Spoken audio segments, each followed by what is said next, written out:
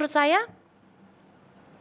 warisan terbesar orang tua ke anak itu bukan yang kita kasih mobil, kita kasih rumah gitu kan. Warisan terbesar itu menurut saya kalau anak itu nggak perlu menghabiskan waktu sampai 30 tahun untuk berusaha menyembuhkan diri sendiri. Karena itu yang mahal. Banyak orang tuh benar-benar kacau, nggak ngerti cara menyembuhkan luka. Dan yang aneh itu, bukan aneh sih sebenarnya, yang lucu tuh adalah mereka juga nggak ngerti apa yang terjadi di diri mereka sendiri gitu loh. Nah ini penting juga. Aku kok keinget satu hal. Banyak anak-anak itu merasa gagal. Itu sebenarnya karena mereka dibuat percaya kalau mereka tuh tidak akan berhasil. Ya sama orang tuanya. Dan kadang anak ini sibuk mencari keluar. Kenapa sih aku tuh usaha gak pernah berhasil? Kenapa sih aku tuh selalu gagal? Gitu kan. Dan itu saya pernah sadar satu hal gini, Bilal. Mungkin di sekolah ya.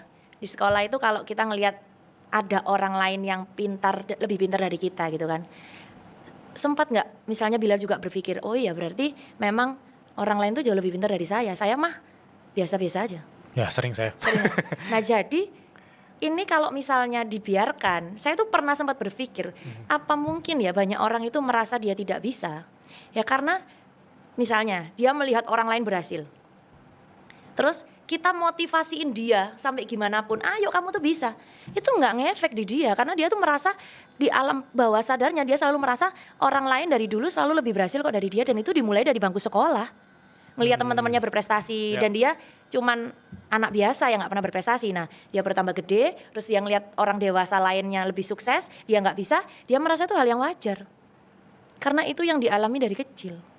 Makanya kenapa banyak orang nggak bisa dimotivasi. Itu loh, temenmu sudah berusaha, sudah buka usaha, kamu masih gini aja di rumah.